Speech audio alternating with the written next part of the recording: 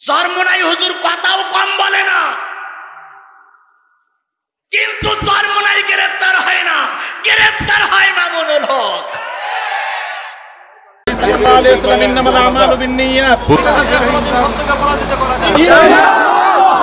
আমরা আছি সব সময়।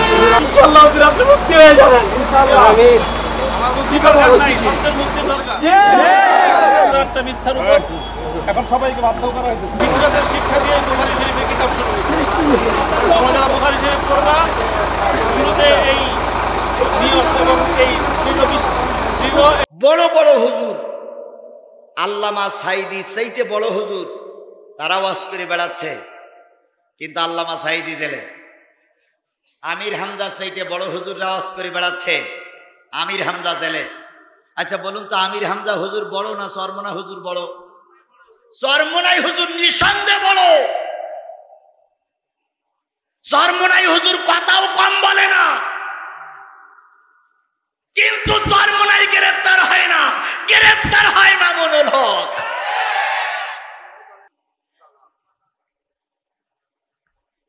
সব পাখিরা গান গায়, কিন্তু সব পাখিরা খাঁচায় থাকে না, খাঁচায় থাকে ময়না। সব পাখিরা ঘুরে বেড়ায়, সব পাখিরা জেলে যায় না, জেলে যায় আল্লামা সাঈদী। কারণ এরা হক কথাই বলে। কথা বলেন ঠিক নেবে ঠিক? তোমার দাওয়াত আমার দাওয়াত, নেই দাওয়াতে মিল, তোমার কিতাব আমার কিতাব, নেই আবার মিল। তোমার দাওয়াত আমার দাওয়াত, নেই দাওয়াতে মিল, তোমার কিতাব আমার কিতাব, নেই আবার মিল। তোমার দাওয়াত কোরমা পোলাও, প্লেট ভরা ভাত, আমার দাওয়াত জেলখানাতে দুর্বিষহ রাত। কথা বলেন ঠিক না বেঠিক? তাহলে আপনি আল্লাহ দলে হয়ে গেছেন, আল্লাহ দলে ঢুকেছেন, আপনার প্রথম কাজ হচ্ছে মানুষকে কোন দিকে ডাকবেন? ভালোর দিকে ডাকবেন। আল্লাহ বলতেছেন ওমান আহসানু কাওলাম মিম্মান দাআ ইলাল্লাহ ওয়া আমিলা সালিহান ওয়া ক্বালা ইন্নানি মিনাল মুসলিমিন। তার কথার সেই উত্তম কথা কার হতে পারে? যে মানুষকে আল্লাহর পথে আহ্বান করে, আল্লাহর পথে ডাকে, আর বলে আমি একজন নির্ভেজাল মুসলমান। এর কথা সেই তো উত্তম কথা আর কারোর হতে পারে না। এবার তাহলে আপনি আল্লাহর দিকে ডাকবেন। আপনার এক নম্বর কাজ আপনি আল্লাহর দিকে ডাকবেন।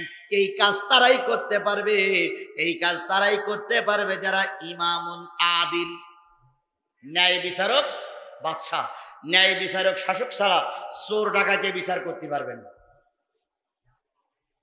জনগণের ভোটে আপনি চেয়ারম্যান হননি, মেম্বারও হননি, আপনি জনগণের কি করে বিচার করবেন? আপনি এমপি হয়েছেন রাতের ভোটে, আপনার কোন আইন জনগণ মানবে না। এই জন্য ন্যায় বিচার যার ভিতরে আছে সেই কেবল এই কাজগুলো করতে পারবে। কথা বলেন ঠিক না ঠিক? ন্যায় বিচারক ছিলেন আবু বকর সিদ্দিক। কথা বলেন ঠিক না ঠিক? ঈদের রাত, গতকাল ঈদের হয়ে গেছে, ঈদের রাত মদিনার ঘরে ঘরে আনন্দ বয়ে চলেছে। মদিনার প্রতিটা ঘরে নতুন নতুন খাবার হয়েছে, কেবলমাত্র শুধুমাত্র আবু বকরের ঘরে কোনো নতুন খাবার না। আবু বকরের ছোট্ট ছোট্ট ছেলে মেয়েগুলো, উম্মে রোমান আবু বকরের স্ত্রীর কাছে বলতেছে, মা, ওদের নতুন জামা পরেছে, ওরা নতুন খাবার তৈরি করেছে, ওরা নতুন কাপড় চোপড় কিনেছে, আমরা খলিফার ছেলে মেয়ে, আমরা খলিফার বংশের লোক, ঘরের লোক, আমাদের জন্য নতুন কাপড় চোপড়ের ব্যবস্থা কেন হয় না? নতুন খাওয়ার ব্যবস্থা কেন হয় না? উম্মে রোমান বাচ্চাদের বললেন, তোমরা ঘুম পড়ো, রাতের বেলায় যখন তোমার বাবা ঘরে আসবে তখন আমি তোমার বাবার কাছে সবকিছু বলবো, হয়তো তোমার বাবা একটা ব্যবস্থা করে দেবে। হযরত উম্মে রোমান বাচ্চাদের মাথায় হাত বুলাইতে বুলাইতে ঘুম পাড়িয়েছে। কিছুক্ষণ পরে সিদ্দিক আকবর আবু বকর সিদ্দিক রাতের বেলায় ঘরে ঢুকলেন। কোন রাত্রিতে? মুসলমান কথা বলেন, কোন রাত্রিতে? ঈদের রাত্রিতে। এসে দেখে উম্মে রোমানের চোখ বেয়ে বেয়ে পানি পড়তেছে। যায় নামাজ উম্মে রোমান বসে বসে কাঁদতেছে, মালিক কেমন মা তুমি আমাকে বানিয়েছো, ঈদের দিন নতুন একটু সিন্নি, নতুন একটু কোরমা পোলাও বাচ্চাদের দিতে পারলাম না। আবু বকর সিদ্দিক ঘরের ভিতরে ঢুকে আস্তে করে যাই নামাজে বসে স্ত্রীর মুখের পরে মুখ রেখে বলতেছে, স্ত্রী ঈদের দিন খুশির দিন কান্নাকাটি করতে নাই, কান্নাকাটি করলে আল্লাহ বেজার হয়ে যায়। যেই ঘরের ভিতরে কান্নাকাটির আওয়াজ থাকে সেই ঘরটা অশান্তির ঘর হয়ে যায়। কেন কাঁদতেছো তুমি আমাকে একটু খুলে বলো। উম্মে রুম্মান স্বামীর হাতখানা ধরে আস্তে করে ছোট্ট বাচ্চাদের কাছে নিয়ে গেলেন, যে বলতেছে স্বামী লক্ষ্য করে দেখো, কারোর বা হাতের তালুতে এখনো পানি, কেউ বা কানতে কানতে চোখ এখনো ভিজা, কেউ বা কানতে কানতে বালিশটা ভিজে গেছে, কানতে কানতে বাচ্চাগুলো ঘুমিয়ে পড়েছে। আবু বকর বললেন, ও আমার স্ত্রীরা কান্দে কেন, কি এদের ব্যথা? উম্মে রুম্মান বললেন, স্বামী এদের নতুন পরনের কাপড় নাই, আগামীকালই খাওয়ার মতন কিছু নাই, তাই তারা কাঁদতেছে। বলুন তো হযরত আবু বকর মদিনার কি খলিফা, রাষ্ট্রনায়ক, প্রেসিডেন্ট, তিনি হুকুম জারি করা লাগে না, শুধু হাতের ইশারাই করলে বস্তা বস্তা খেজুর আর রুটি, বস্তা বস্তা খেজুর আর আটা তার বাড়ি হাজির হয়ে যায়। কিন্তু তার বাড়িতে ঈদ নাই, ঈদ হলো সাধারণ লোকের বাড়িতে। দুইজনেই প্রধানমন্ত্রী, আপনিও তিনবারের প্রধানমন্ত্রী, সাবেক প্রধানমন্ত্রীও তিনবারের প্রধানমন্ত্রী। আপনি ঈদের দিন জনগণের সঙ্গে মোলাকাত করতে পারলেন, আপনিও মা তিনিও মা, তাকে জেলখানায় বন্দি রেখে আপনি কুশলাদি বিনিময় করতেছেন আর তার চোখের পানি ধরতেছে। আপনি মা নামের কলঙ্ক।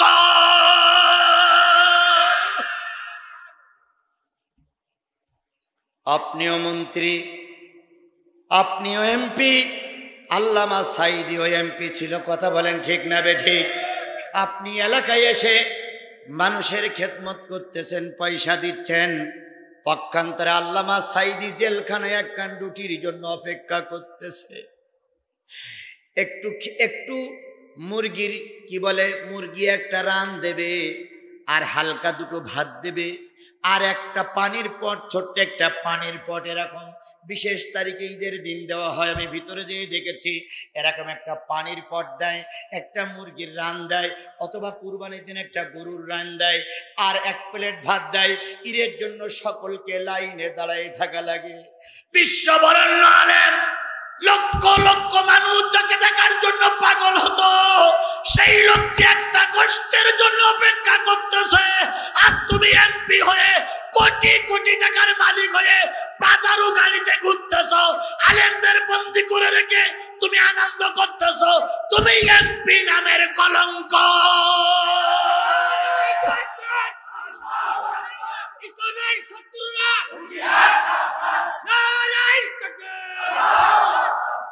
আপনারা ক্ষমতায় গেছেন, পাওয়ারে গেছেন, যদি আপনিও যে মর্যাদা নিয়েছেন, যে সাক্ষাৎ করার সুযোগ পাচ্ছেন, আপনার ছেলে মেয়ে, আপনার বোন, আপনার আত্মীয় স্বজন, মামাইতো ভাই, ভুবইতো ভাই, খালাতো ভাই, জ্যাঠাতো ভাই, কি বলে এই ভাই সেই ভাইকে নিয়ে আপনি ঈদ করলেন। সাবেক তিনবারের প্রধানমন্ত্রীকে যদি একটু সুযোগ করে দিতেন, জনগণ আপনারে স্যালুট দিত। আমরা চেয়েছিলাম, জাতি চেয়েছিল ঈদের আগে সব কারাবন্দী আলেমদেরকে ছেড়ে দেওয়া হোক, কিন্তু আপনারা দেননি, আপনারা দেননি, আপনারা দেননি। আপনারা আলেমদের ভরে রাখেননি, স্বয়ং নবীদের ভরে রেখেছেন। কারণ আল্লাহ রসুল বলেছেন, ফাদলুল আলিমি আলাল আবিদি কাদ ফাদলি আলা আদনাকুম। ও আমার সাহাবীরা শোনো, তোমরা সাহাবী, আমি নবী, তোমাদের কাছে আমার মর্যাদা যেমন শেষ জামানায় একজন হক্কানি আলেমের মর্যাদা সাধারণ মানুষের কাছে তেমন।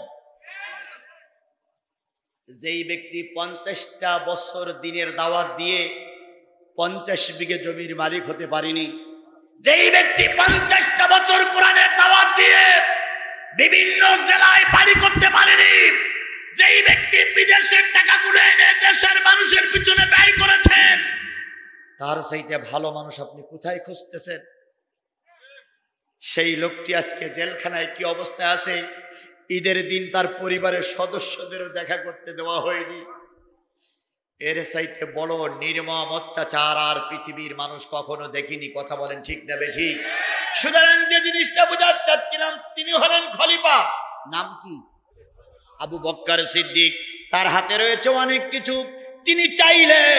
তিনি চাইলে ইচ্ছা করলে তার বাড়ি কোরমা পোলাও দিয়ে ভরে ফেলতে পারেন, কিন্তু তিনি ভরতে ফেলতে পারতেছেন না, কারণ তিনি হলেন দায়িত্বশীল। আবু বকর সিদ্দিক রাদিয়াল্লাহু তাআলা বলেন, ওমর ওম্মান, তোমার বাচ্চাদের নতুন কাপড় আসবে, এটা তুমি তুমি দাবি করতে পারো। তোমার ঘরে নতুন খাবারের ব্যবস্থা হবে, এটাও তুমি দাবি করতে পারো। কিন্তু এর দাবির বিপক্ষে আরেকটা দাবি আছে, তুমি কি সেটা মানবে? কয় কি? কয় তাহলে আমার সাথে এসো। রাতের অন্ধকারে আবু বকর সিদ্দিক রাদিয়াল্লাহু তাআলা আনহু নিজের স্ত্রীকে নিয়ে বিভিন্ন পাড়ায় গলিতে ঘুরতেছে। কারোর ঘরে খাবার নাই, কেউ বা ফুটপাতে বসে আছে, কেউ বা কালকে সকালবেলা একটা রুটির জন্য অপেক্ষা করতেছে। আবু বকর এইগুলো দেখাই আনার পরে বলতেছে, ও উম্মে রুম্মান, কিয়ামতের দিন আল্লাহ পাক প্রত্যেক দায়িত্বশীলকে জিজ্ঞেস করা হবে, কুল্লুকুম রাঈন ওয়া কুল্লুকুম মাসউলুন আলা রাঈতিহি। প্রতিটা দায়িত্বশীল তার দায়িত্ব সম্পর্কে আল্লাহর কাছে কৈফিয়ত দেওয়া লাগবে। আমি মদিনার প্রেসিডেন্ট, সব মানুষগুলো আমার সন্তানের মতন, সব মানুষগুলো আমার ভাইয়ের মতন, সব মহিলাগুলো আমার বোনের মতন। সকলের মুখে হাসি না ফুটায়ে আমি তো আমার সন্তানদের মুখে হাসি ফুটাতে পারি না। 2 নাম্বার, আমি যা বেতন পাই সারা মাস খরচ করার পরে ঈদের দিন নতুন কাপড় কেনার মতন, হালুয়া রুটি তৈরি করার মতন সম্পদ তো আমার নাই রে উম্মে রুম্মান। দয়া করে তুমি আমাকে আল্লাহর রাস্তায় মাফ করে দিও। আগামীকাল ফজরের আজান হলে বাচ্চারা ঘুম থেকে জাগার আগে আমি ময়দানে চলে যাব। আমাকে দায়ী করো না, আমি চেষ্টা করেও তোমার পরিবারে কিছু দিতে পারলাম না। এর নাম হলো খলিফা, এর নাম হলো নেতা। কথা বলেন ঠিক না বে ঠিক? আমার ভাইয়েরা, আবু বকর সিদ্দিক ফজরের আজানের সাথে সাথে চলে গেলেন। উম্মে রুম্মান টার্গেট নিল, স্বামী যেটা তুমি করতে পারোনি সেটা আমি করে দেখাই দেব। কিভাবে দেখাই দেবা? হযরত উম্মে রুম্মান পরের দিন থেকে টার্গেট নিলেন, দুপুরের খাওয়া একটু কমায়ে দেব, রাতের খাওয়া একটু কমায়ে দেব। রাতে আসতো খেজুর, দুপুরবেলা আসতো আটা, আটা দিয়ে রুটি বানাতেন, খেজুর দিয়ে রাতের খাবার খাইতো। তখন এত গোশত পোলাও ছিল না। আবু বকরের স্ত্রী উম্মে রুম্মান নিজের গোটা খেজুরের থেকে 10টা করে খেজুর দৈনিক আলাদা করতে লাগলেন। আর যে আটা আসে ওই আটার থেকে 2 মুষ্টি আটা একটা পাত্রে আলাদা করে রাখলেন। এরপরে 2 মাস 10 দিন পরে একটা ঈদ আসবে, ঈদটার নাম কি? 2 মাস 10 দিন পর আর একটা ঈদ আসবে, ঈদের নাম কি? কুরবানির ঈদ, ঈদুল আজহা। ঈদুল আজহার দিন আবু বকর সিদ্দিক যথারীতি দায়িত্ব পালন করে ঘরে ফিরেছে। এসে দেখে উম্মে রুম্মান আজকে বড় হাসি খুশি, আজকে খুব আনন্দিত। আবু বকর সিদ্দিক জিজ্ঞেস করলেন, কি গত ঈদে তুমি কাঁদতেছিলে, আজকে খুশি কেন? উম্মে রুম্মান ঘরের ভিতরে ঢুকে 2টা পোটলা নিয়ে আসলেন, এনে বললেন, স্বামী গত ঈদের বাচ্চাদের চোখের পানির ক্ষত এখনো মুছে যায়নি। আমি 2 মাস 10 দিন চেষ্টা করেছি বাচ্চাদের মুখে একটু হাসি ফোটানোর জন্য। 2টি পোটলা জোগাড় করেছি, বাজারে নিয়ে যাও। বাজারে বিক্রি করে যা সম্পদ পাবে সেই সম্পদ দিয়ে নতুন রুটি আর হালুয়ার ব্যবস্থা করবে, নতুন কাপড়ের ব্যবস্থা করবে, যে কাপড় পরে আমার বাচ্চাগুলো ঈদ করতে যাবে। বলুন তো উম্মে রুম্মান কি কোনো অন্যায় কাজ করেছে? অন্যায় কাজ করেছে? না খেয়ে বাচ্চাদের পিছনে রেখেছে, এটা কি অন্যায়? জোরে বলেন অন্যায়? না। উম্মে রুম্মানের সেই টাকাগুলো, সেই খেজুরের টোপলাটার টোপলা নিয়ে আবু বকর সিদ্দিক বাজারে চলে গেলেন। বাজারে যে বিক্রি করবেন এমন সময় মনে পড়ে গেল, না এগুলো বিক্রি করে যদি আবু বকরের পিছনে ব্যয় হয়, উম্মে রুম্মানের বাচ্চার পিছনে ব্যয় হয়, কিয়ামতের দিন আমি আল্লাহর দরবারে কৈফিয়ত দিতে পারবো না। তাই ওইগুলো নিয়ে বাইতুল মালে জমা দিয়ে আসলেন। রাত অনেক হয়ে গেল, আবু বকর শূন্য হাতে ফিরলেন।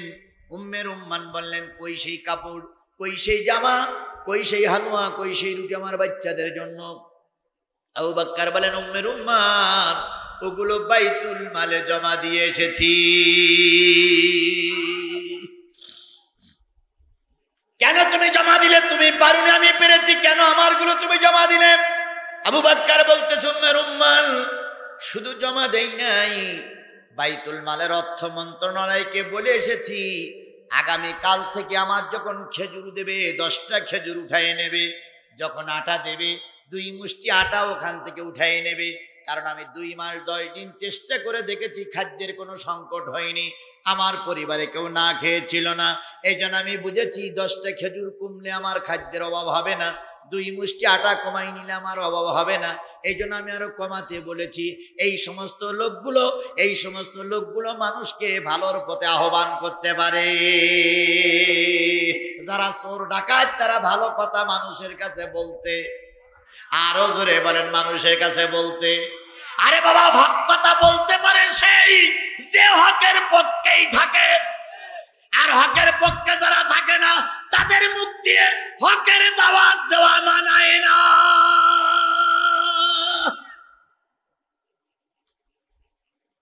এখানে সরকারি দলের লোক যদি কেউ থাকেন, এটা চ্যালেঞ্জ গ্রহণ করুন।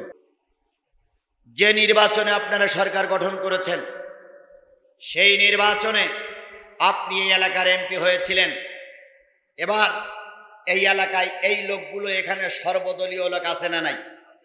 বিএনপির লোক, জামাত ইসলামের লোক, জাতীয় পার্টির লোক, আওয়ামী লীগের লোক আছে না? আমি একটা সত্য কথা বলার জন্য আপনাদের কাছে আল্লাহর নামে কসম খাবো, আল্লাহর নামে কসম খেয়ে বলবো, আপনারা সত্য কথা বলবেন, একটা সত্য কথা বলবেন। আজ যা পারেন বলেন, গিয়ে একটা সত্য কথা বলবেন কোরআন সামনে নিয়ে, সেটা হলো কোরআনের পক্ষে একটা সত্য কথা বলবেন। রাজি আছেন আপনারা? রাজি আছেন?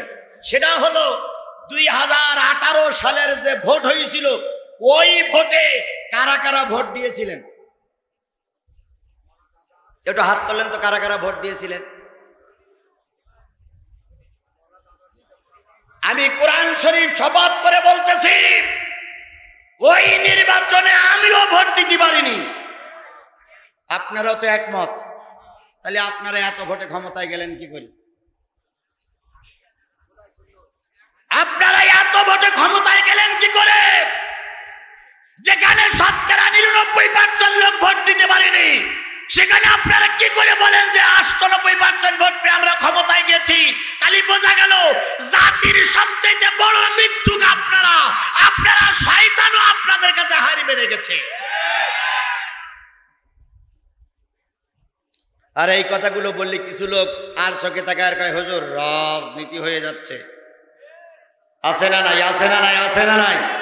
আমি সত্য কথাটাই বলি, আমি কখনোই এই সরকারের অমঙ্গল কামনা করি না। আমার নিয়ত কিয়ামত পর্যন্ত এরাই ক্ষমতায় থাক।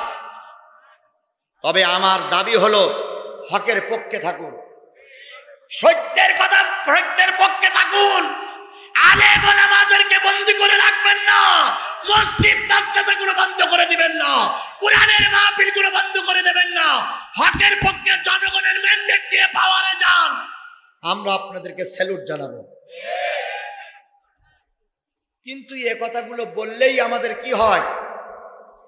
দেখবেন মাহফিল করতে গেছেন, সব বক্তাদের অনুমতি আছে, জিহাদির নাম শুনলি ওর পাতলা পায়খানা হয়। জিহাদির নাম শুনলি ওরে বাবা রে বাবা, ওই হুজুর বাদে। কেন, আমি কি তোমার 10 কাঠা জমি তোমার নামেতে বেনাম করে লিখে নিছি? তাহলে আমি বাদে কেন? আমি বাদে একটাই, এই কারণে যে আমি সত্য কথাটাই বলি। কথা বলেন ঠিক না বেঠিক?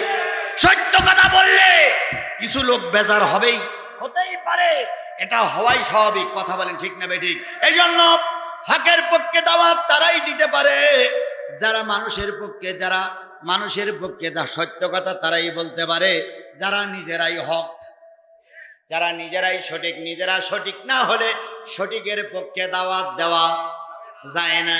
চলুন আবু বকরের জীবনে বলতেছিলাম, আর একটু সামনে যাই। আবু বকর সিদ্দিক রাদিয়াল্লাহু তাআলা আনহু ক্ষমতায় ছিলেন কয় বছর? আবু বকর সিদ্দিক ক্ষমতায় ছিলেন কয় বছর? 2 বছর 3 মাস 17 দিন 6 ঘন্টা। মনে থাকবে?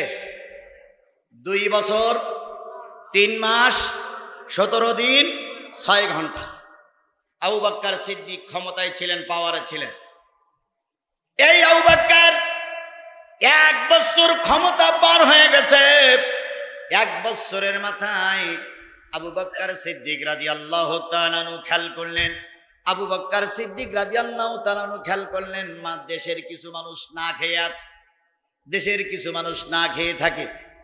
আচ্ছা, 2-1 লোক যে উঠে যাচ্ছেন, ওনার বাড়িতে কি ওই সিমাই রান্না নষ্ট হয়ে যাচ্ছে?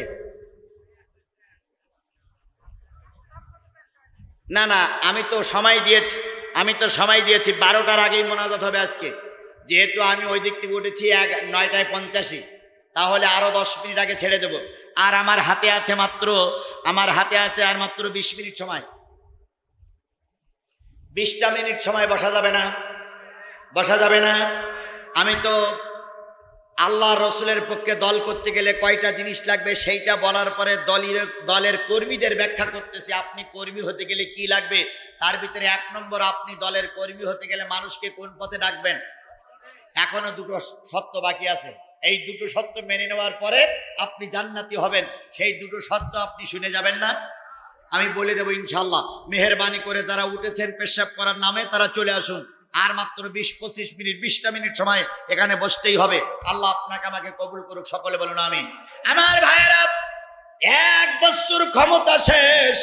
আবু বকর সিদ্দিক মানুষের ঘুরে ঘুরে বেড়ায়, মানুষের দ্বারে দ্বারে ঘুরে বেড়ায়। কার বাড়ি খাবার নাই, কার পরনে কাপড় নাই, কার ঘরে চাল নাই, কার ঘরে ছাউনি নাই। ঘুরতে ঘুরতে ঘুরতে ঘুরতে পড়ন্ত বেলায় খেয়াল করলেন একজন বুড়ি মানুষ ভিক্ষার ঝুলি হাতে করে নিয়ে বাড়ি যাচ্ছে। তখন বেলা প্রায় ডুবো ডুবো ভাব। আবু বকর পিছন দিক থেকে বললেন, বুড়িমা, মা মা মা আসসালামু আলাইকুম। বুড়ি বলতেছে, কে গো বাবা? শোনার সময় নেই, বেলা ডোবার আগেই আমার বাসায় ফিরতে হবে। তোমার ওই সালামের জবাব দেওয়ারও সময় নেই, এখন আমার তোমার সঙ্গে কথা বলার সময় নেই, সময় খুব কম। বেলা ডোবার আগেই আমাকে কোথায় ফিরতে হবে? বাসায় ফিরতে হবে, নতুবা আমি অন্ধকার রাতে পথ চিনে যেতে পারবো না। আবু বকর সিদ্দিক সামনে যেয়ে দাঁড়ায় বললেন, মা, ও মা, কোথায় তোমার বাসা? কি তোমার নাম? কেন বা তুমি ভিক্ষা করো? তোমার কি আয় রোজগার করার মতন কেউ নাই? বুড়ি মাজাটা সোজা করে বলতেছে, ও পথিক, আমারে তো মা বলে ডাকার মতন কেউ নাই। কে তুমি আমাকে মা বলে ডাকলে? কি তোমার নাম, কি তোমার পরিচয়? আবু বকর সিদ্দিক বললেন, আনা আব্দুল্লাহ, আমি হলাম আল্লাহর বান্দা। কি বলতে চাও? কই তুমি দৌড়াচ্ছ কেন? কই ওই যে দূরে একটা ঝুপড়ি দেখা যায়, ওখানে আমার বাড়ি। সন্ধ্যা ঘনায় আসলে মরুভূমির রাস্তা যেতে পারবো না, পথ ছেড়ে দাও। আবু বকর বললেন, মা, আমি যদি তোমার বাড়ি পর্যন্ত পৌঁছাই দিয়ে আসি। বুড়ি তখন চোখ উঁচু করে বলতেছে, মদিনায় কি এমন ভালো লোক আছে যে বিনা স্বার্থে আমাকে বাড়ি পর্যন্ত পৌঁছাই দিয়ে আসবে? আবু বকর বললেন, মা, এখনো সেরকম ভালো লোক আছে। তোমার নাম আব্দুল্লাহ, বাড়ি কোথায়? কয় বাড়ি এলাকায়। বুড়ির লাঠিখানা ধরে আস্তে করে বুড়ির টোপলাটা ঘাড়ে করে নিয়ে বুড়িকে জায়গা পর্যন্ত পৌঁছাইয়ে দিয়ে আসার সময় বলতেছে, মা, আগামীকাল থেকে তোমার আর ভিক্ষা করা লাগবে না রে মা। এই গুনাহগার তোমার সন্তান হয়ে গেল, আর কালকে থেকে তোমার রক্ত মতন খাওয়ার বাড়ি পৌঁছায়া যাবে। এরাই কেবল হকের পক্ষে দাওয়াত দিতে পারে। বুড়ি বলতেছে, বাবা, তোমার পরিচয়? কই পরিচয় আমি আল্লাহর বান্দা। পরিচয় কি? এর চাইতে বড় বান্দা, এর চেয়ে বড় পরিচয় আর কিছু আছে? জোরে বলেন, কিছু আছে? কালকে নাটোরে আমার সঙ্গে আপনার দেখা হলো। নাটোরে রেল স্টেশন, আমি রেলে যাব, আপনার সঙ্গে দেখা হলো। আপনি আমাকে দেখে বলতেছেন যে, হুজুর, আপনার চেনা চেনা মনে হচ্ছে। আমি জিজ্ঞেস করলাম, বাড়ি কোথায়? কই বাড়ি বগুড়া 10 টাকা। হ্যাঁ, কালকে মাহফিল করেছিলাম, মনে নাই? এইরকম পরিচয় তো আমরা দেই। কথা বলেন, ঠিক নেবে ঠিক? আবু বকর সিদ্দিক মদিনার খলিফা কয় বছর? 2 বছর 3 মাস, প্রায় 2.5 বছরের খলিফা, 2.5 বছরের নেতা। পরিচয় দিচ্ছেন, আমি আল্লাহর বান্দা, ছাড়া আমার কোনো পরিচয় নাই। নতুন কোনো পরিচয় দেওয়ার মতন সুযোগ নাই। বুড়িরে বললেন, বুড়ি অপেক্ষায় থাকো, প্রতি ওক্তের খানা তোমার বাড়ি পৌঁছায় যাবে। এভাবে করতে করতে করতে করতে 6 মাস বুড়ির খানা পিনা পৌঁছায় গেছে। 6 মাস বুড়ির আর ভিক্ষে করা লাগে না। বুড়ির এখন বাড়ি ঘরদর নতুন হয়ে গেছে। বুড়ির এখন কোনো জিনিসের অভাব নাই। বুড়ি এখন খায় দায়, আল্লাহর জিকির করে, নামাজ কালাম পড়ে। এমত অবস্থায় ওমরের শখ জাগলো। ওমর হলো স্বরাষ্ট্রমন্ত্রী। ওমরের শখ জাগলো, আমি একটু মানুষের খেদমত করব। খেদমতের নিয়তে হযরত উমর আসরের নামাজের পরে বাহির হয়েছে। বাহির হয়ে মানুষের কাছে খুঁজতেছে, এই এলাকায় কোনো অসহায় নারী আছে কিনা, এই এলাকায় কোনো অসহায় পুরুষ আছে কিনা, এই এলাকায় কোনো না খাওয়া মানুষ আছে কিনা, যে এই লোকটার খানা পিনা আমি তার বাড়ি পৌঁছাইয়া দেব। যুবকেরা বলতেছে, ওমর রে, আমাদের সমাজের মানুষগুলো এখন খুব শান্তিতে আছে, তবে ওই যে দূরে একটা টিম টিম করে আলো জ্বলে, ওই বাড়িতে একটা বুড়ি মা আছে। এই বুড়ি 6 মাস আগে ভিক্ষা করতো, এখন তার ভিক্ষা করে না। যদি পারো ওই বুড়ির খেদমতের হাত নিয়ে বুড়ির বাড়ি যাও, হয়তো বুড়িটাও অসুস্থ হয়ে পড়ে আছে। আল্লাহ রাসূল বলেছেন, হাক্কুল মুসলিমু আলা মুসলিমু খামসুন, রাদ্দুস সালাম, ইদাতুল মারিজি, ইত্তিবাউল জানাজা, ইজাবাতুদ দাওয়াত, তাশমিতুল আতিশি। আল্লাহর নবী বলেন, একজন মুসলমান আর একজন মুসলমানের কাছে 5টা দাবি রাখবে। কয়টা? আরো জোরে বলেন, কয়টা? 1 নম্বর হচ্ছে হকুল মুসলিম আলা মুসলিম খামসু রাদ্দুস সালাম, সালাম দিলে জবাব দিতে হবে। সালাম দেওয়া সুন্নাত, জবাব দেওয়া কি ওয়াজিব। অনেকে সালাম দিলে জবাব দিতে চায় না, এরকম লোক আছে না? এই জন্য সালাম দেওয়া সুন্নত, উত্তর দেওয়া কি ওয়াজিব। সালামের জবাব দেওয়া, রাদ্দুস সালাম, ইদাতুল মারিজি। অসুস্থ ব্যক্তি হলে হাসপাতালে থাকতে দেখতে যাও, বাড়িতে অসুস্থ হলে দেখতে যাও, এটা তোমার হক। ঈদ মানে ফিরে আসা, মানে বারবার তার কাছে যাও, তার মাথার কাছে বসো, তার সেবা শুশ্রূষা করো। অসুস্থ মানুষ মরার আগে যে দোয়া করে, ওই দোয়াটা হাড়ে হাড়ে কাজে লেগে যায়। হযরত ওমর রাদিয়াল্লাহু তাআলা ছুটে চললেন ইবনে খাত্তাব, ওরে বাবা, বাবারে মারে করো কেন? ভাই ওমর, বিশ্বাস করো আমি কোনো অন্যায় কাজ করিনি। বুড়ি ভয় পেয়ে গেছে, এই ছেলে বসো বাবু, বসো, হয়ে গেছে, মাজা লেগে গেছে, এটা আমিও বুঝতে পারতেছি, আমারও তো মাজা লাগতেছে, বসো। হযরত ওমর বললেন, বুড়িমা, ভয়ের কোনো কারণ নাই, দরজা খুলে দাও। দরজা খুলে বুড়ি কাঁপতেছে আর বলতেছে, ওমর, আমি কোনো অন্যায় কাজ করিনি, কারণ তুমি আমার বাড়ি আসা মানে মহাবিপদ। কারণ তোমারে দেখলে শয়তান পর্যন্ত কি পায়? ভয় পায়। সুতরাং বাড়ি আসা বড় বিপদ। তুমি কেন এসেছো বাবা? হযরত ওমর রাদিয়াল্লাহু তাআলা বললেন, মা, হাত কেনা বাড়িয়ে দাও, টোপলাটা নিয়ে নাও। এই টোপলায় কি? ওই টোপলায় আছে রুটি, হালুয়া, খেজুর, আজকের রাতের জন্য। বুড়ি বললেন, ওমর, ভুল করতেছো, দানের টোপলাটা মনে হয় ভুল পথে আসছে, এটা আমার নয়। কই না তোমার? কই আমার নয়। কই না তোমার? কই আমার জন্য কেন? আমার তো রাতের খাদ্যের ব্যবস্থা হয়ে গেছে। তোমার রাতের খাদ্যের ব্যবস্থা হয়ে গেছে, তুমি আর ভিক্ষে করো না? তোমার ছেলে নেই, মেয়ে নেই, বউ নেই, তো স্বামী নাই, কেউ নাই, তাহলে তুমি এই রাতের খাদ্য কে ব্যবস্থা করে দিল? বুড়ি বলতেছে, তোমার মতন আর একজনেই খাদ্য দিয়ে গেছে। নাম কি? কয় নাম আব্দুল্লাহ। বাড়ি কোথায়? কয় বাড়ি যে কোথায় পরিচয় দেয় না। তবে লোকটার কথাগুলো খুবই সুন্দর, লোকটার চেহারাটাও যেমন সুন্দর, কথাও তেমন সুন্দর। হযরত ওমর বললেন, বুড়িমা, রাতের বেলায় কাজে না লাগালে কালকে সকাল বেলায় কাজে লাগে, ওরে মা, তবু আমাকে ফিরাইয়া দিও না। বুড়ি ডাক দিয়ে বলতেছে, ওমর রে, সকালবেলার খাদ্য আর রাতের খাদ্য তিনি একসঙ্গেই দিয়ে গেছেন, আবার কালকে দুপুর বেলা দিয়ে যাবেন, তোমাকে আমার জন্য কষ্ট করা লাগবে না। বলুন তো, রাতের খাদ্য, সকালবেলার খাদ্য, দুপুর বেলার খাদ্য যিনি বুড়ির ঘরে পৌঁছাইয়া দেন, তার নাম কি? হযরত আবু বকর সিদ্দিক রাদিয়াল্লাহু তাআলা আনহু। একজন সায়েল, 2 জন খাদেম। সায়েল একজন, বুড়ি 2 জন খাদেম। আবু বকর দিয়ে আসে, ওর পিছনে লেগেছে হযরত ওমর। দুপুর বেলা আবার কিছু খিচুড়ি ভাত নিয়ে যেয়ে বলতেছে, মা, এগুলো নিয়ে নাও। বুড়ি বলতেছে, বাবা, নিয়ে ফিরাইয়ে নিয়ে যাও, রাত দুপুর বেলার খাদ্য তিনি দিয়ে গেছেন, যিনি রাত্রে খাদ্য দিয়ে গেছেন। ওমর এবার চিন্তা করলেন এই লোকটাকে, যেই লোকটা বুড়ির খেদমত করে, এইরকম একটা ভালো লোক মদিনায় কে আছে খুঁজে বের করতে হবে। পরের দিন এশার ফরজ সালাত আদায় করার পরে ওমর সবার আগে বুড়ির বাড়ির কিনারায় যেয়ে দাঁড়ালেন। টার্গেট হলো রাতের অন্ধকারে কে এসে বুড়ির খেদমত করবে। হঠাৎ করে দেখা গেল আফসা আফসা আলোর ভিতরে রুমাল মাথায় দেওয়া ঘেরা একটা লোক হাঁটি হাঁটি পা পা করে আসতেছে। বুড়ির বাড়ির কিনারায় যখন আসলেন, হযরত ওমর সামনে যেয়ে দাঁড়ালেন। ওমরকে ঠেলে বুড়ির ঘরের ভিতরে ঢুকলো আবু বকর। কিছুক্ষণ পরে ঘরের থেকে যখন বেরিয়ে আসলো, ওমর পেছন দিকে জাপটে ধরে বলতেছে, পালানোর চেষ্টা করিও না। আমি বলো হযরত ওমর, পালানোর চেষ্টা করলে কিন্তু কাল্লা আলাদা করে ফেলবো। আমার নাম শুনলে কিন্তু যে কোনো লোক ভয় পায়। কে তুমি? পরিচয় দাও। সিদ্দিক আকবর আবু বকর সিদ্দিক মাথার রুমাল কেন উঁচু করে বলতেছ, ওমর রে, আমার কাজে কেন তুমি বাধা দিচ্ছ? আপনি এখানে? তাই বুড়ির খেদমত করতে এসেছিলাম। একজন অসহায় মানুষ, খাদেম কয়জন? 2 জন। আবু বকর খাদেম, ওমর খাদেম। এই ধরনের খাদেম যারা, তাদের দ্বারাই কেবল ভালোর পক্ষে মানুষকে আহ্বান করা যাবে। কথা বলেন ঠিক না বেঠিক? নিজে ভালো না হলে অন্যকে ভালোর পথে আহ্বান করা যায় না।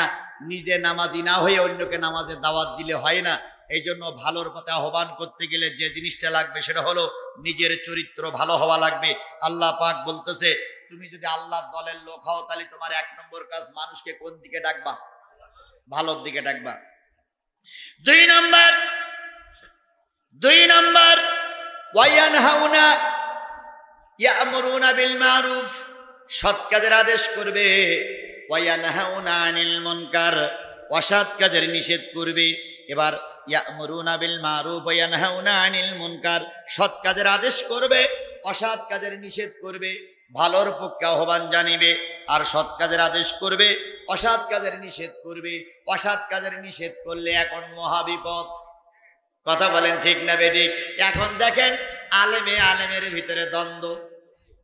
এক হুজুর আর এক হুজুরের বিপক্ষে, এক মৌলবী আর এক মৌলবীর বিপক্ষে, এক টুপিওয়ালা আর এক টুপিওয়ালার বিপক্ষে।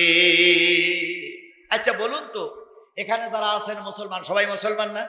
আচ্ছা বলুন তো, আব্দুর রহিম কোন হিন্দু লোকের ছেলের নাম আছে? ভালো করে বুঝেন। আচ্ছা ভুল করেও কি ওরা রাখতে পারে না? আব্দুল করিম কোন হিন্দু লোকের ছেলের নাম আছে? তাহলে তোমার ছেলের নাম হিন্দু কেন? অপু বিশ্বাস, অনিল কান্ত, জয়ডানা নাই বললাম, কারণ ওরা বললি আবার অনেক দূর চলে যেতে পারে। এই নামগুলো তুমি রাখো কেন? তোমার মুসলমানের নাম কোন হিন্দুতে রাখে না, অথচ তুমি মুসলমানের বাচ্চা হয়ে হিন্দুর নাম তোমার ছেলের নামে, তোমার মেয়ের নামের প্রথম কেন? নিশ্চয়ই তোমার সন্তান হিন্দুর রক্তে জন্ম, তা না হলে তোমার সন্তানের নাম হিন্দু নাম কেন? একজন হিন্দু মুসলমানের নাম রাখে না, তুমি মুসলমানের বাচ্চা হয়ে তোমার সন্তানের নাম হিন্দু রাখলে কেন?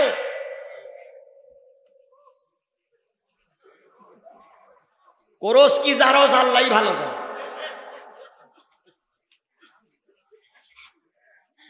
কি প্রশ্ন আসে না? প্রশ্ন আসে না?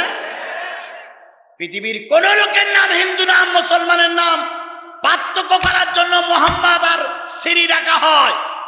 তুমি মুসলমানের বাচ্চা নাম রাখবা মুসলমানের নাম, তুমি হিন্দু নাম রাখো। অথচ পক্ষান্তরে গোটা বাংলাদেশ নয়, গোটা ভারতবর্ষ খুঁজে দেখেন, একটা হিন্দু লোকের সন্তান মুসলমানের নাম রাখে না। আব্দুল করিম, আব্দুর রহিম, আব্দুর রহমান, আব্দুল সাত্তার, এবাদুল ইসলাম, আব্দুল কি, ওমর আলী, আবু বকর সিদ্দিক, হযরত আলী, কোন হিন্দু ভুলেও নাম রাখে না। আর তুমি মুসলমানের বাচ্চা নইলে চড়ি হিন্দুর নাম রাখো সন্তানের প্রথমে। তুমি কোরস না জারস আল্লাহই ভালো জানে।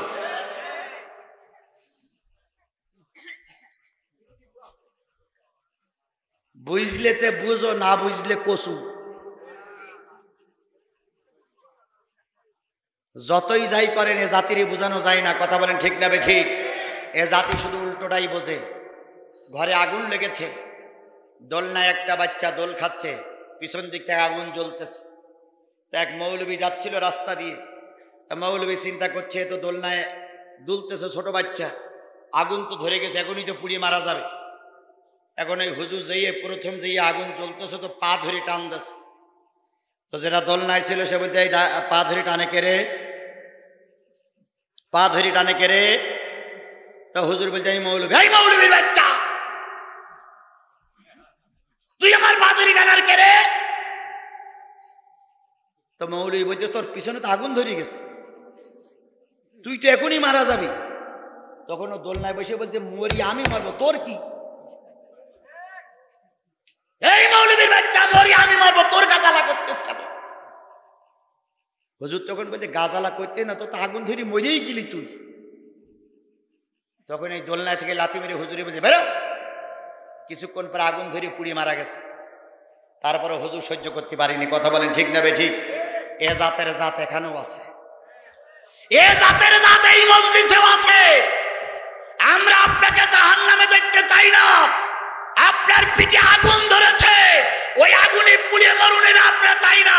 তাই আপনার পা ধরে টানতেছি, আপনি আগুন থেকে বেরিয়ে আসুন। আমি আপনার শত্রু নই, আমি আপনার শত্রু নই, আমি আপনার পা ধরে টানতেছি। কোথার থেকে বেরিয়ে আসো? আগুন থেকে বেরিয়ে আসো, কারণ জাহান্নামের আগুন তোমার পিঠে দাউ দাউ করে জ্বলতেছে। কিন্তু আমার কথাগুলো শুনে উল্টে মেজাজ দেখাই লাথি মেরে তাড়াই দিচ্ছে। দাও, কিন্তু কিছুক্ষণ পর আগুনে তুমি পুড়িয়ে মরবা, কথা বলেন ঠিক না বেটি? আমরা যখন হক কথাগুলো বলি, মুসলমানের বাচ্চা মুখে দাঁড়িয়ে আছে, মাথায় টুপি আছে, বোরকা পরা আছে, এই বোরকা পরা নারীরাও আমাদের মতন মৌলবীদের বিরোধিতা করে। তার নাম কি রেখলো? তা হুজুরিরা তো মাথা গরম কেন? আমার এক ওস্তাদ ক্লাসে সবক দেওয়ার সময় বলেছিলেন তোমরা কেউ জান্নাতে যাও আর না যাও, আমি জান্নাতি। আমি বললাম জান্নাতে যাওয়ার ঘোষণা নবীও দিতে পারেন না, আপনি দিলেন কি করি? উনি বলেছিলেন আমার নাম কি বলতো? আমরা বলেছিলাম হুজুর আপনার নাম আছে ওমর আলী। উনি বলেছিলেন কিয়ামতের দিন আল্লাহ যখন বলবে ওমর লাব্বাইক ইয়া রাসূলুল্লাহ জান্নাতে যা, আমিও দেব দৌড়।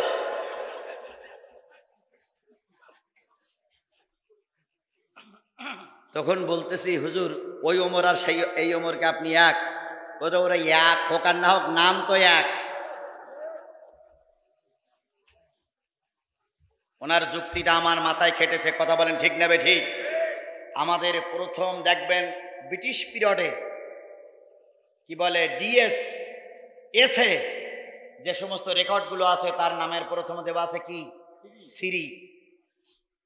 ভারতবর্ষের আলেমেরা তখন চিন্তা করলো শ্রী জয়দেব আর শ্রী জহুরুল তো এক হয়ে গেল, তাই ওনারা শ্রী জয়দেব আর জহুরুল পার্থক্য করার জন্য আমাদের নামের প্রথমে দিল কি মোহাম্মদ, আর ওনারাদের নামের প্রথমে দিল শ্রী। আপনি যদি সেই শ্রী লেখেন তাহলে মোহাম্মদ আর শ্রীর ভিতরে পার্থক্য থাকলো কি? আর এই কথাগুলো সৎ কাজের আদেশ আর অসৎ কাজে যখনই নিষেধ করা হয়, ডিভাইডেড করা হয়, তখন আমার দেশের কিছু মানুষ আমাদেরকে মৌলবাদ বলে আখ্যায়িত করে, কথা বলেন ঠিক না বে ঠিক? ওয়াতে উজু করিয়ে নামাজ পড়ো, আতে আল্লাহর ঘরে চলে যাও। আর এতে এখন লিখেছে ওয়াতে ওয়াজগারটি আসছে তেড়িয়ে আমটি আমি খাবো পেড়ি।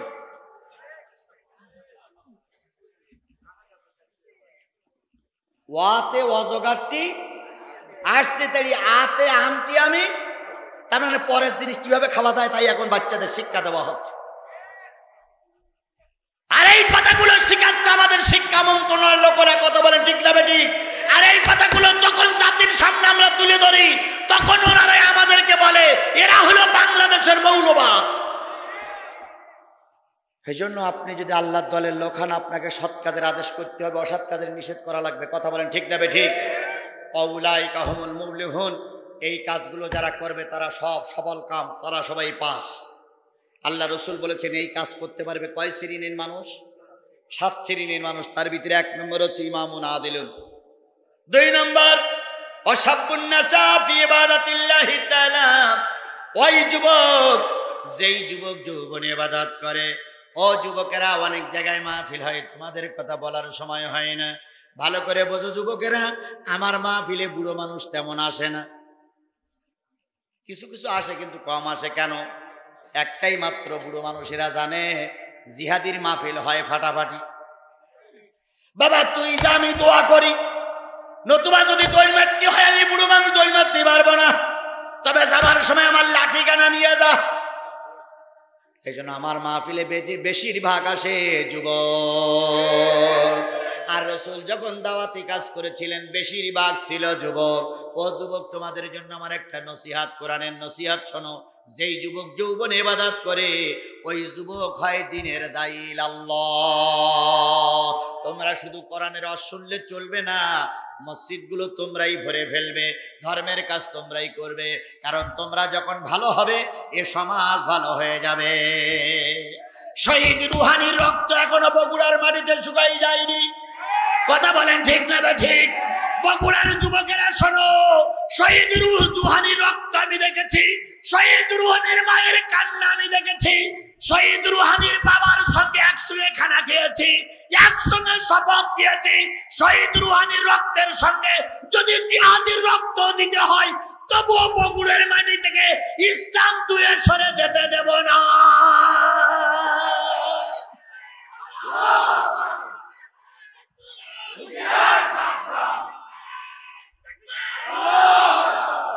শহীদের রুহানি, শহীদ রুহানি রক্ত দিয়ে বুঝাই গিয়েছে আমরা কোরআনের সৈনিক, জীবন দিতে পারি কিন্তু ময়দান ছেড়ে দিতে পারি না। যুবক, তোমাদেরকে ইসলামের পথে থাকতে গেলে আর যাই করো 5 ওয়াক্ত সালাত আদায় করতে হবে, সত্য কথা বলতে হবে, মুরব্বীদের সঙ্গে ভালো আচরণ করতে হবে, চরিত্র ঠিক করতে হবে। তোমাদের হাতে একদিন পাওয়ার আসবেই ইনশাল্লাহ। আমরা আশাবাদী। সব ছাত্র সংগঠনের চাইতে তোমরা যে ছাত্র সংগঠনটা করো তোমাদেরকে জাতি স্যালুট জানায়। সরকারি দলের অনেক এমপি মন্ত্রীরা জামাই খোঁজে, জামাই খোঁজে তোমাদেরকে। একজনকে জিজ্ঞেস করলাম, আপনি সরকারি দলের এমপি, মেয়েটা বিয়ে দেবেন কার সঙ্গে? কয় হুজুর আপনাদের দলের যুবক একটা কর্মী দেন, ওরা বিয়ে দেয়। আমি বললাম, আপনি একজন সরকারি দলের নেতা আর আমার শিবিরের সঙ্গে আপনি ছেলে বেঁধেবেন, ঘটনা কি? এ তো মৌলবাদ তালেবান হয়ে যাবে। না হুজুর, আমাদের যারা থাকে বা অন্যান্য যারা থাকে অধিকাংশ চরিত্র খারাপ, কিন্তু বাংলাদেশ ইসলামী ছাত্র শিবির যারা করে তাদের আর যাই হোক চরিত্রটা ভালো। এটা বাংলাদেশের পুলিশ পর্যন্ত বলে। পুলিশে কথা বলে, জামাত শিবির যারা করে তারা মিথ্যা কথা বলে না, এ কথা পুলিশ বলতে বাধ্য হয়েছে। জামাত শিবির যারা করে তারা আর যাই করুক অন্যায়ের কাছে মাথা নত করে না। এর থেকে তোমাদের শিক্ষা নিয়ে এগিয়ে হবে। কথা বলেন ঠিক না ঠিক? কারণ তোমাদের সবাইকে সালাম জানায়, তোমাদের সবাইকে স্যালুট জানায়। এই স্যালুটের মূল্য হলো তোমরা 5 ওয়াক্ত নামাজ পড়বা, ইসলামের পক্ষে থাকবা। রাজি আছেন তো? আল্লাহ রাসূল বলেছেন, যেই যুবক যৌবনে ইবাদত করে ওই যুবক ভালো কাজ করতে পারে। সাব্বুন্না সাফি ইবাদাতিল্লাহি তাআলা ওয়া রাজুলুন কালবুহু মুআল্লাকুম বিল মাসাজিদি। এবার মুরব্বিদেরকে বলি, আপনাদের ভালো কাজ করা সম্ভব। আপনারা কিয়ামতের দিন নাজাত পেয়ে যাবেন। 1 ওয়াক্ত নামাজ পড়ে আসবেন আর 1 ওয়াক্তের অপেক্ষায় থাকবেন। অপেক্ষায় কি বাড়ি বসে বসে ওই বসে গল্প করবেন ওটা না, আজানের অপেক্ষায় থাকবেন কখন আজান তো এই 5 ওয়াক্ত নামাজ সালাত আদায় করবেন মসজিদে। এই মসজিদটা বড় করেছেন, এই মসজিদটা যদি পূর্ণ নামাজি না হয় তাহলে মসজিদ কিয়ামতের দিন আপনার বিপক্ষে কথা বলবে। এই জন্য মসজিদ পূর্ণ করার জন্য 5 ওয়াক্ত সালাত মসজিদ আদায় করবো ইনশাআল্লাহ। রাজুলুন কালবুহু মুআল্লাকুম বিল মাসজিদ রাসূলান তাহাব্বান ফিল্লাহি ওয়াসতামা আলাইহি ওয়া তাফাররাকা আলাইহি। একজন ব্যক্তি আরেকজনের সঙ্গে ভালোবাসা করে কার জন্য? আরো জোরে বলেন কার জন্য? আপনারা বগুড়ায় এত কিছু খাদেম আমার আছেন, যদি প্রতি ভক্তর বাড়িতে একদিন করে দাওয়াত খাই, মরার আগ পর্যন্ত দাওয়াত খেলি, বগুড়ার দাওয়াত শেষ হবে না। এরাম ভক্ত এর ভিতরেই আছে। এমনও লোক বলেছে, হুজুর আমার বাড়িতে আসবেন, আমার বাড়িতে 1 ওয়াক্ত খানা খাবেন, রাস্তায় যত খরচ হয় সে খরচও দেবো, প্রয়োজনে গাড়িতে আরো বাড়ির খরচও পৌঁছাই দেবো, শুধু আমার বাড়িতে 1 ওয়াক্ত খানা খাবেন। তাহলে এই ভালোবাসাগুলো কার জন্য? জোরে বলেন কার জন্য? শুধু ভালোবাসা হবে আল্লাহর জন্য। এই যে একটা ভাই আমার সামনে বসে আছেন, উনি প্রতিটা মাহফিলে, আজকের মাহফিলে ওনার টাকাটা হলো, ওনার টাকাটা সব নতুন টাকা দেখলাম, ওনার টাকাটা এখানে বড় অঙ্কের একটা টাকা দিয়েছে। আর এমন কোনো মাহফিল নাই যে মাহফিলে একটা করে আতর আমাকে দেয় না। এই আতর আর এই টাকা দেওয়ার উদ্দেশ্য কি? আমার মেয়ে ও লোক বে করবে? হ্যাঁ না, ও লোকের বোন আছে তো এই বে করবে। ওরে বয়স আমার 50 বছর হয়ে গেছে, আর বে করার নেশা আমার নেই। তাহলে ওনার ও উদ্দেশ্য না, আমারও উদ্দেশ্য না। উদ্দেশ্য কার সন্তুষ্ট? জোরে বলেন কার সন্তুষ্ট? এটাই হলো আল্লাহর জন্য মহব্বত। কথা বলেন ঠিক না ঠিক? এই জন্য আপনারা যে এই রাত পর্যন্ত বসে থাকেন, সব মাহফিলে সেজে গুজে যান, কার সন্তুষ্টির জন্য?